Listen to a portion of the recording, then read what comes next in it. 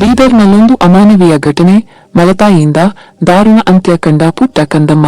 ಮನೆ ಮೇಲ್ಚಾವಣಿಯಿಂದ ತಳ್ಳಿ ಬಾಲಕಿಯನ್ನು ಕೊಂದ ಮಲತಾಯಿ ಪ್ರಕರಣ ದಾಖಲು. 3ನೇ ಮಹಡಿಯಿಂದ 7 ವರ್ಷದ ಮಗುವನ್ನು ನೂಕಿ ಮಲತಾಯಿ ಜೀವ ತೆಗೆದಿರುವ ಘಟನೆ ಬೀದರ್ ನಗರದ ಆದರ್ಶ ಕಾಲೋನಿಯಲ್ಲಿ ಆಗಸ್ಟ್ 27ರಂದು ನಡೆದಿದ್ದು ತಡವಾಗಿ ಬೆಳಕಿಗೆ ಬಂದಿದೆ. ಶಾನವಿ ಮೃತ ಬಾಲಕಿ. ಆಗಸ್ಟ್ 27ರಂದು ಶಾನವಿ ಮೃತಪಟ್ಟಾಗ ಮಹಡಿಯಿಂದ ಆಯತಪ್ಪಿ ಬಿದ್ದು ಮಗಳು ಜೀವ ಬಿಟ್ಟಿದ್ದಾಳೆ ಎಂದು ಕುಟುಂಬಸ್ಥರು ಅಂದುಕೊಂಡಿದ್ದರು. ಆದರೆ ಪಕ್ಕದ ಮನೆಯವರು ಸಿಸಿಟಿವಿ ದೃಶ್ಯ ಕಳುಹಿಸಿದ ಬಳಿಕ ಮಲತಾಯಿ ಕೃತ್ಯ ಬೆಳಕಿಗೆ ಬಂದಿದ್ದು, ಈ ಘಟನೆ ಸಂಬಂಧ ಮಲತಾಯಿ ರಾಧಾಳನ್ನು ಪೊಲೀಸರು ಅರೆಸ್ಟ್ ಮಾಡಿದ್ದಾರೆ. ಮೃತ ಶಾನವಿ ತಾಯಿ ಕಾಯಿಲೆಗೆ ತುತ್ತಾಗಿ ಕಳೆದ 6 ವರ್ಷಗಳ ಹಿಂದೆ ಸಾವನ್ನಪ್ಪಿದ್ದಳು. ಇದಾದ ಬಳಿಕ ಮೃತ ಶಾನವಿ ತಂದೆ ಸಿದ್ಧಾಂತ 2023ರಲ್ಲಿ ರಾಧಾ ಜೊತೆ 2ನೇ ವಿವಾಹವಾಗಿದ್ದರು.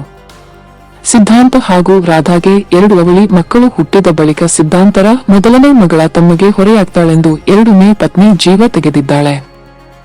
ಆಗಸ್ಟ್ 27ರಂದು ಶಾನವಿ ಮೃತಪಟ್ಟಾಗ ಮಹಡಿಯಿಂದ ಆಯತಪ್ಪಿ ಬಿದ್ದು ಮಗಳು ಜೀವ ಬಿಟ್ಟಿದ್ದಾಳೆ ಎಂದು ಕುಟುಂಬಸ್ಥರು ಅಂದುಕೊಂಡಿದ್ದಾರೆ. ಆದ್ರೆ ಪಕ್ಕದ ಮನೆಯವರು ಸಿಸಿಟಿವಿ ದೃಶ್ಯ ಕಳುಹಿಸಿದ ಬಳಿಕ ಮಲತಾಯಿ ಕೃತ್ಯ ಬೆಳಕಿಗೆ ಬಂದಿದೆ. ರಾಧಾ ಬಾಲಕಿ ಜೊತೆ ಟೆರೆಸ್ ಮೇಲೆ ಸಂಶಯಾಸ್ಪದ ರೀತಿ ಓಡಾಡುವ ದೃಶ್ಯ ಸೆರೆಯಾಗಿದೆ. ಈ ಸಿಸಿಟಿವಿ ದೃಶ್ಯವನ್ನು ಸೆಪ್ಟೆಂಬರ್ 12ರಂದು ಬಾಲಕಿ ತಂದೆ ಸಿದ್ಧಾಂತ ವಾಟ್ಸ್ಆಪ್ಗೆ ಪಕ್ಕದ ಮನೆ ಮಾಲೀಕ ಕಳುಹಿಸಿದ್ದಾರೆ. ಮೇಲ್ಮಹಡಿಯಲ್ಲಿ ಕುರ್ಚಿ ಇಟ್ಟು ಅದರ ಮೇಲೆ ಬುಟ್ಟಿ ಉಲ್ಟಾ ಇಟ್ಟು ಶಾನವಿಯನ್ನ ಕೂರಿಸಿರೋದು ಪತ್ತೆಯಾಗಿದೆ.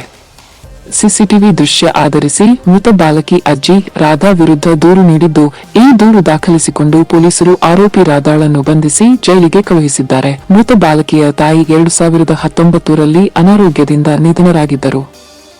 ನಂತರ ಕೆಲವು ವರ್ಷಗಳ ನಂತರ ಸಿದ್ಧಾಂತ್ ರಾಧಾಳನ್ನು ವಿವಾಹವಾದರು ಎಂದು ಪೊಲೀಸರು ಹೇಳಿದ್ದಾರೆ. ಸಿದ್ಧಾಂತ್ ಮತ್ತು ರಾಧಾಗೆ ಅವಳಿ ಮಕ್ಕಳಿದ್ದಾರೆ.